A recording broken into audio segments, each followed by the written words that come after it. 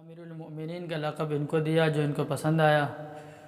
اور امیر المؤمنین کے نام سے پکارے جانے لگے، اور اسلام میں سب سے پہلے جس کو امیر المؤمنین کا خطاب ملا وہ عمر بن خطاب رضی اللہ تعالیٰ عنہ ہے۔ عمر بن خطاب رضی اللہ تعالیٰ عنہ حج کے موقع پر جب وادی محصب کے اندر آخری حج کر کے واپس آ رہے تھے تو وادی محصب کے اندر اپنے سر کے نیچے چادر رکھی ہوئی اور آسمان کی طرف ایسے دیکھنے لگے، اور چاند کو دیکھ کر صحابہ سے کہا کہ دیکھو یہ چاند بھی کیسا ہے، ابھی یہ کبھی مکمل ہوتا ہے، پورا ہوتا ہے 14ویں کا چاند جیسے ہوتا ہے، اور شروع میں یہ تھوڑا ہوتا ہے، پہلے دن کا چاند، دوسرے دن کا چاند، تیسرے دن، چوتھے دن، تھوڑا تھوڑا تھوڑا تھوڑا کر کے یہ بڑھتا جاتا ہے، اور ایک وقت ایسا آتا ہے کہ چاند مکمل ہو جاتا ہے، پھر اس کے بعد چاند آہستہ آہستہ دوبارہ گھٹنا شروع ہوتا ہے، اور ایک وقت ایسا آتا ہے کہ چاند بالکل گھٹ کر چھپ جاتا ہے۔ تو کہا کہ یہ انسان کی اور دنیا کی ہر چیز کی مثال ہے کہ جب شروع میں اس کی تھوڑی سی ہوتی ہے، پھر آہستہ آہستہ وہ بڑھتے بڑھتے بڑھتے ایک اپنے عروج پر پہنچتی ہے، اب ایک مقام پر پہنچتی ہے جیسے انسان کی جوانی ہے، پھر آہستہ آہستہ ایسا کر کے دوبارہ گھٹنا شروع ہوتی ہے اور ختم ہو جاتی ہے۔ کہا کہ یہ انسان، اور اللہ تبارک و تعالیٰ سے دعا کی اس وقت کہ اے اللہ میری عمر زیادہ ہو چکی، 63 سال کی عمر تھی ان کی، اور آپ صلی اللہ علیہ وسلم کی حیات مبارکہ بھی 63 سال۔ کہا کہ اے اللہ میری عمر زیادہ ہو چکی، میں ضعیف ہو چکا، کمزور ہو چکا، ایسا نہ ہو کہ میں آپ کے حقوق ادا کرنے میں جو رعایا، کہا کہ رعایا میری اتنی زیادہ بڑھ چکی ہے، ایسا نہ ہو کہ ان رعایا کو حقوق ادا کرنے میں آپ کی نافرمانی کر جاؤں، اس سے پہلے تو مجھے اپنے پاس بلا لے۔ ایک روز انہوں نے خواب کے اندر دیکھا کہ ایک مرغہ ہے، مرغ، اس مرغ نے ان کے پیٹ کے اندر 3 چونچ مارے ہیں، اور صبح کو صحابہ سے اس خواب کا تذکرہ کیا کہ میں نے خواب کے اندر اس طریقے سے دیکھا ہے، تو صحابہ نے پوچھا اس کی تعبیر کیا ہے، تو کہنے لگے کہ مجھے شہید کر دیا جائے گا۔ مدینہ کے اندر مغیرہ رضی اللہ تعالیٰ عنہ کا ایک غلام تھا، اس غلام کا نام تھا ابو لولو فیروز، مجوسی تھا۔ اس نے آ کر عمر بن خطاب رضی اللہ تعالیٰ عنہ سے ایک دفعہ شکایت کی، اپنے کچھ معاملات کی، تو عمر بن خطاب رضی اللہ تعالیٰ عنہ نے کہا کہ بھائی جو ہوتا ہے وہ ٹھیک ہے، جو محصول تم سے لیا جاتا ہے، تمہارا آقا تم سے لیتا ہے وہ ٹھیک ہے۔ پوچھا کہ کیا کرتے ہو؟ کہنے لگے چکی بناتا ہوں۔ تو عمر بن خطاب رضی اللہ تعالیٰ عنہ نے کہا کہ ایک چکی میرے لیے بھی بناؤ۔ اس نے کہا امیر المومنین ایسی چکی بنا کر دوں گا جس کی آواز مشرق و مغرب ساری دنیا کے اندر گونجے گی۔ تو عمر بن خطاب رضی اللہ تعالیٰ عنہ نے فرمایا صحابہ سے دیکھو اس نے مجھے قتل کرنے کی دھمکی دی ہے۔ تو صحابہ نے کہا آپ ہم کو اجازت دیں، ہم اس کو قتل کر دیتے ہیں۔ تو عمر بن خطاب رضی اللہ تعالیٰ عنہ نے کہا کہ اس نے ابھی جرم نہیں کیا، تو جرم کرنے سے پہلے اس کو سزا کیسے دی جائے؟ دیکھو حدیث کے اندر آتا ہے اللہ کے نبی نے فرمایا کہ اتقوا فراست المؤمن فإنه ينظر بنور اللہ، کہ مومن کی فراست سے ڈرا کرو کیونکہ مومن اللہ تبارک و تعالیٰ کے نور سے دیکھ رہا ہوتا ہے۔ اس نے بات کہی میں ایسی چکی بنا کر دوں گا جس کی آواز مشرق و مغرب کے اندر گونجے گی، ساری دنیا اس کو سنے گی۔ تو عمر ابن خطاب رضی اللہ تعالیٰ عنہ فوراً سمجھ گیا، انہوں نے کہا ایسے مجھے قتل کرنے کی دھمکی دی۔ اور جس دن ان کو زخمی کیا گیا،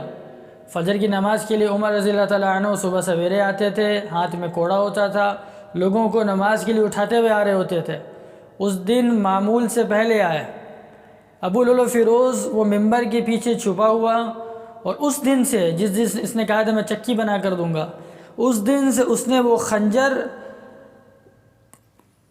جو زہر ہوتا ہے، زہر کے اندر اس کو ڈبو کے رکھا،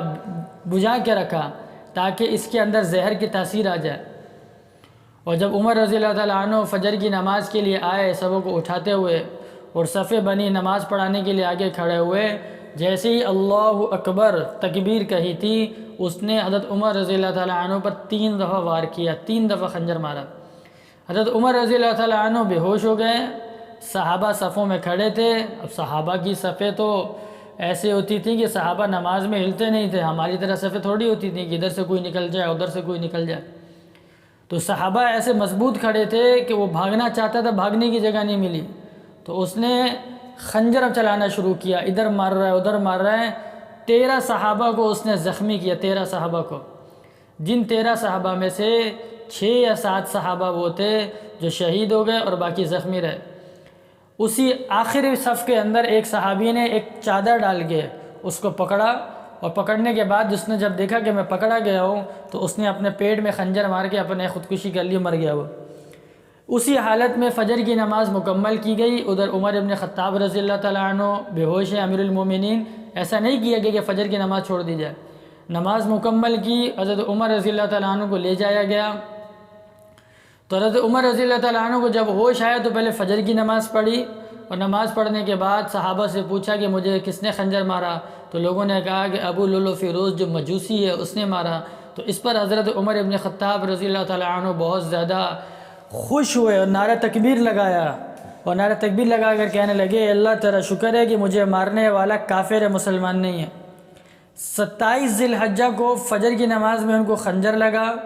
اور 1 محرم الحرام کو عمر ابن خطاب رضی اللہ تعالیٰ عنہ اس دنیا سے تشریف لے گئے۔ 5 روز تک اس خنجر کا اثر رہا، اس کا زخم رہا، 5 روز تک زخمی رہے۔ ان 5 دنوں کے اندر حضرت صہیب رضی اللہ تعالیٰ عنہ کو مقرر کیا، صہیب رضی اللہ تعالیٰ عنہ ان کی جگہ پہ نماز پڑھاتے رہے۔ پھر صحابہ نے کہا کہ اب اپنے بعد کوئی خلیفہ طے کر دیں، جیسے میں نے ایک دفعہ پہلے بتایا تھا بیان کے اندر۔ تو انہوں نے 6 آدمیوں کی جماعت بنائی، حضرت عثمان رضی اللہ تعالیٰ عنہ، علی رضی اللہ تعالیٰ عنہ، طلحہ رضی اللہ تعالیٰ عنہ، زبیر رضی اللہ تعالیٰ عنہ، عبد الرحمن ابن عوف رضی اللہ تعالیٰ عنہ اور سعد ابن وقاص رضی اللہ تعالیٰ عنہ۔ ان 6 آدمیوں کی جماعت بنائی، اور صہیب رضی اللہ تعالیٰ عنہ سے کہا کہ ان سے کہہ دینا کہ ان 6 میں سے کسی ایک کو منتخب کر لے، اور 3 دن سے زیادہ تاخیر نہ کرے۔ جب بیمار تھے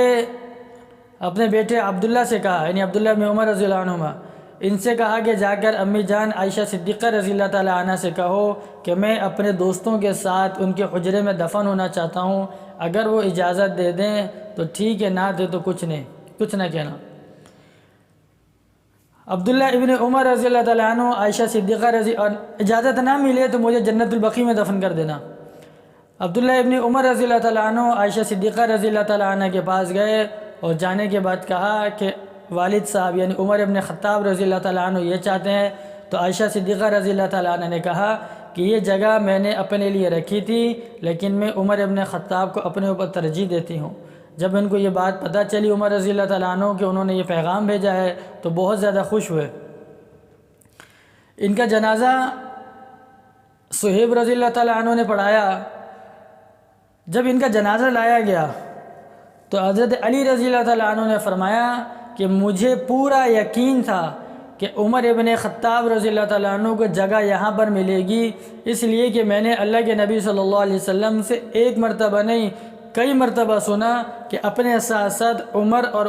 ابو بکر رضی اللہ عنہما ان دونوں کو تذکرہ کیا کرتے تھے۔ اور حضرت علی رضی اللہ تعالیٰ عنہ فرماتے ہیں، کہتے تھے کہ اے اللہ میرا نامہ اعمال بھی عمر ابن خطاب رضی اللہ تعالیٰ عنہ کی طرح ہو جائے۔ 63-60 کی عمر انہوں نے پائی،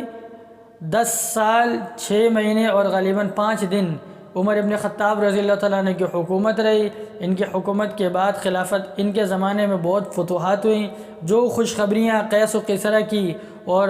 دین کی فتوحات کی بڑی بڑی بشارتیں جو آپ صلی اللہ علیہ وسلم کی زبانیں دی گئی تھیں، وہ ساری تقریباً عمر ابن خطاب رضی اللہ تعالیٰ عنہ کے زمانے میں پوری ہوئیں۔ اللہ کے نبی صلی اللہ علیہ وسلم نے فرمایا کہ ہر نبی کے 2 وزیر ہوا کرتے ہیں، 2 آسمانوں میں 2 زمینوں میں، اور فرمایا میرے 2 وزیر ہیں، آسمانوں میں جبرائیل علیہ السلام اور میکائیل علیہ السلام، اور زمین میں میرے 2 وزیر ہیں، ایک ابو بکر رضی اللہ تعالیٰ عنہ، ایک عمر رضی اللہ تعالیٰ عنہ۔